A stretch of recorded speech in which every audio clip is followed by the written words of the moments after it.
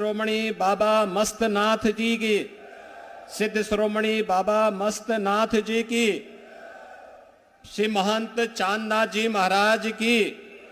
श्री महंत चांदनाथ जी महाराज की। आज के इस समारोह में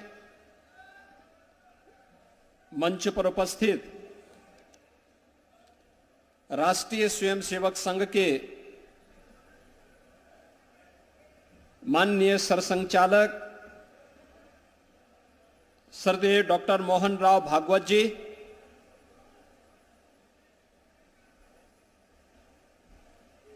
इस संपूर्ण कार्यक्रम के आयोजक और बाबा मस्तनाथ की इस परंपरा को नाथ संप्रदाय के मूल्यों और आदर्शों के अनुरूप निरंतर प्रगति के पथ पर आगे बढ़ाने वाले श्री महंत बालकनाथ जी योगी दुनिया के अंदर योग और आयुर्वेद को एक नई ऊंचाइयां प्रदान करने वाले योग गुरु स्वामी रामदेव जी,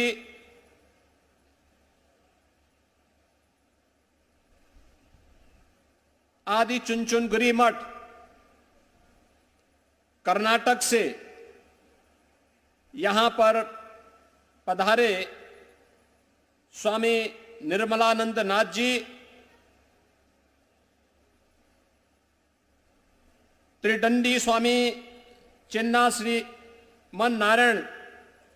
हैदराबाद से यहां पर पधारे रामानुज परंपरा के हमारे स्वामी जी महाराज,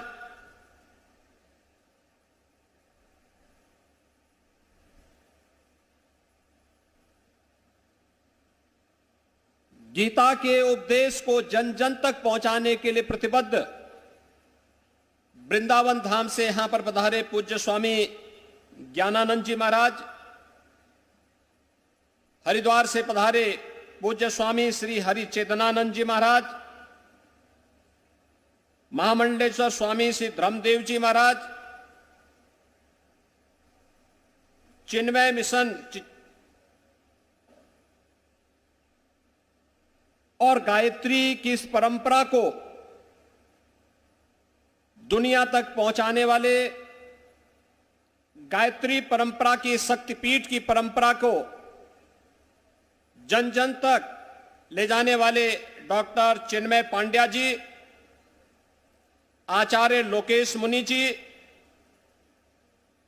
हमारे नाथ संप्रदाय के ही प्रतिष्ठित नाथ जी महाराज, श्री महंत शेरनाथ जी महाराज, हमारे सभी योगेश्वरगण, खड़ दर्शन संप्रदाय से जुड़े हुए हमारे सभी पूज्य संतजन, केंद्रीय मंत्री general doctor VK Singh ji, सम्मान्य Shri Ramlal ji और उपस्थित सभी श्रद्धालुजन, आज हम सबका सौभाग्य है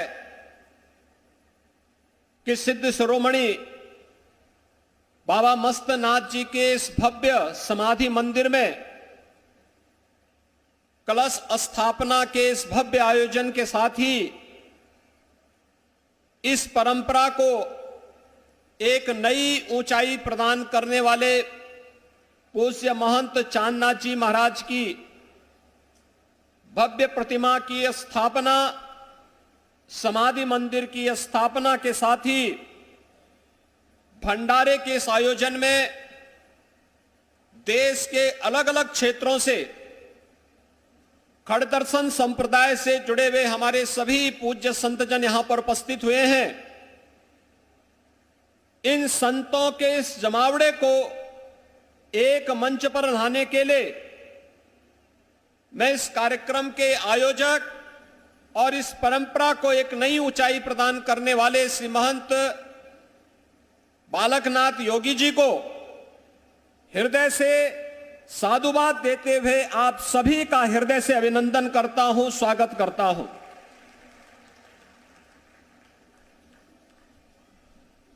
हम सब जानते हैं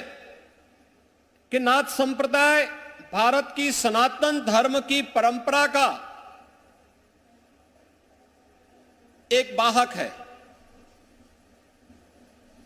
सनातन धर्म एकम सद विप्रा बहुधा वदंती, इस बोध वाक्य का सत्य है और उसके जो अलग अलग मार्ग हैं उस सत्य तक पहुंचने के लिए हमारे पंथ हैं, उपासना विधियां हैं, संप्रदाय हैं, मत हैं। ये जितने भी मत हैं, संप्रदाय हैं, उसी सत्य की पुनर्स्थापना के लिए, उसकी पुनर्प्रतिष्ठा के लिए अपने आप को समर्पित किए हुए हैं। रास्ते अलग अलग हो सकते हैं लेकिन मंजिल एक है और वह मंजिल है सत्य सनातन धर्म की पुनर्स्थापना के कार्य को एकजुट होकर के पूरी मजबूती के साथ स्थापित करना और उस सत्य के ही प्रमुख वाहक के रूप में सदैव सरसंघ चालक जी हम सब के पास हैं, साथ में हैं, जो इन सब में समन्वय के साथ जोड़ने का कार्य कर रहे हैं। इसी समन्वय की एक महत्वपूर्ण धारा है जो आज पूरी दुनिया के लिए आश्चर्य भी है, कौतूहल भी है और उनके लिए एक दिशा भी है। वह दिशा है अयोध्या में श्री राम जन्मभूमि पर भगवान श्री राम के भव्य मंदिर के निर्माण का कार्यक्रम। जिन्हें विश्वास था वे पलायन करते थे, वे भागते थे, भूल करके भी श्री राम जन्मभूमि का नाम नहीं लेना चाहते थे। लेकिन जिन्हें सनातन धर्म की परंपरा पर विश्वास था, यतो धर्मस्त तो जय के इस सनातन वाक्य पर विश्वास था,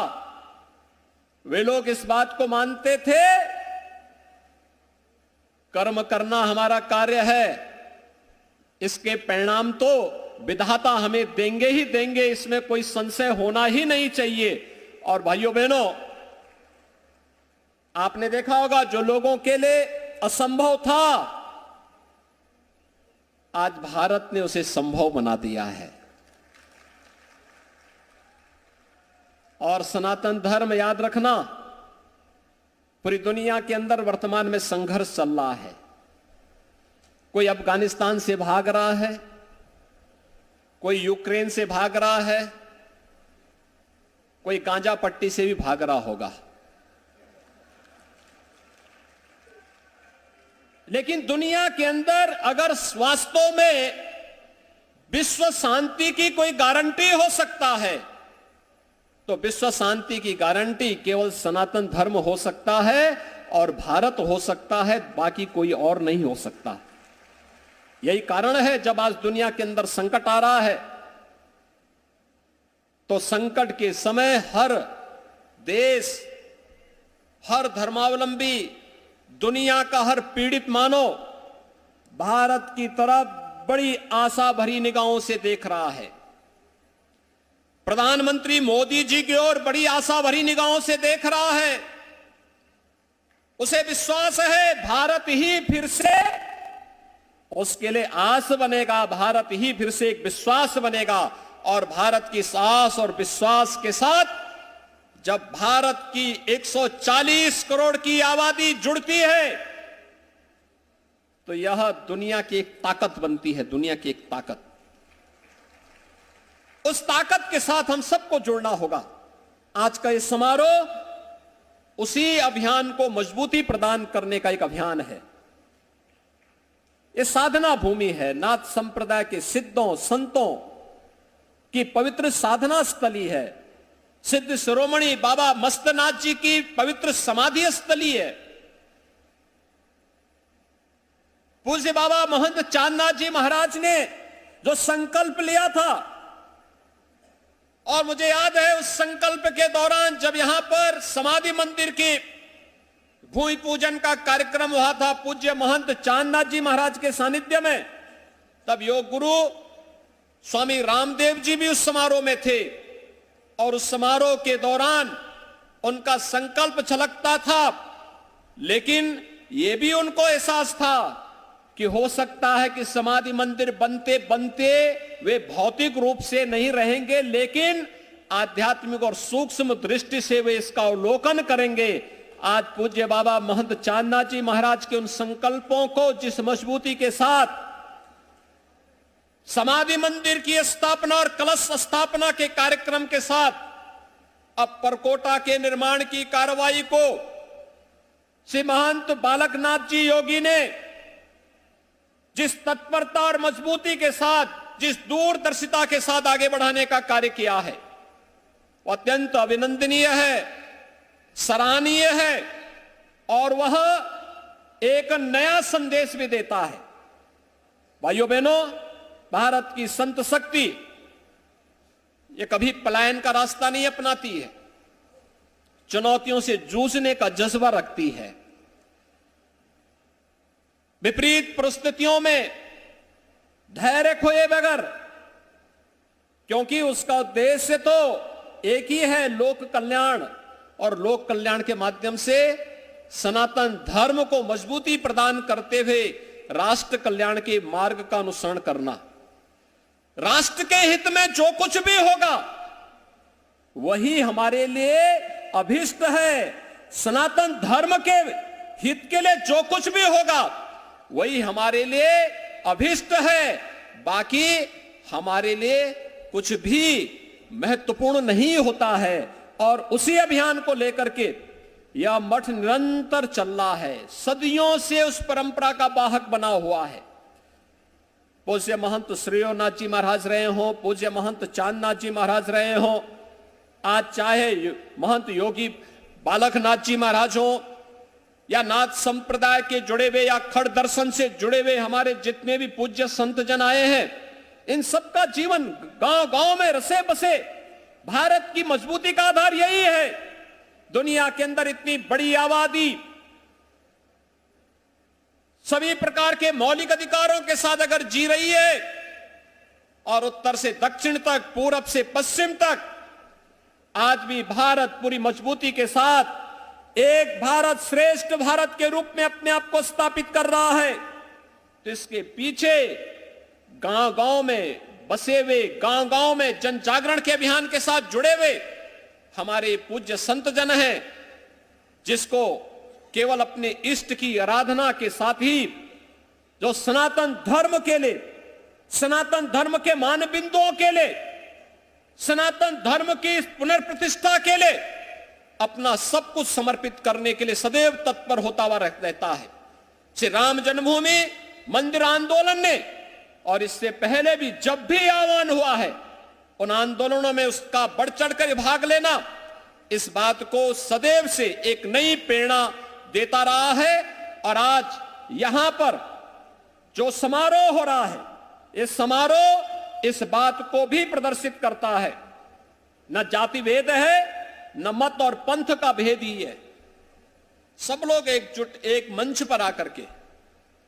एक जगह बैठे हैं, कोई भेद नहीं है। जो लोग बोलते थे पहले क्या तो अनेक उपासना विधियां हैं, अनेक मत हैं, अनेक संप्रदाय हैं, लेकिन अनेक मत और संप्रदाय सब तो एक साथ एक मंच पर बैठ करके एक साथ जुड़ करके हम इस अभियान के साथ जुड़े हैं। और यही नहीं, केवल ये हरियाणा से या उत्तर प्रदेश से या पंजाब से या हिमाचल से ही पूज्य संत जन नहीं है, सुदूर दक्षिण से भी हैं, भाग्यनगर से भी हैं, तो मांडिया कर्नाटक से हनुमान जी की भूमि से भी हैं, उत्तर से भी हैं, दक्षिण से भी हैं, पूरब से भी हैं, तो पश्चिम से भी हैं। और यही सनातन धर्म है। इस सनातन धर्म की दूसरी कड़ी अपने पूर्वजों और विरासत के प्रति अपने दायित्वों का ईमानदारी पूर्वक निर्वहन करना। कृते च प्रति कर्तव्यम ऐसा धर्म सनातना।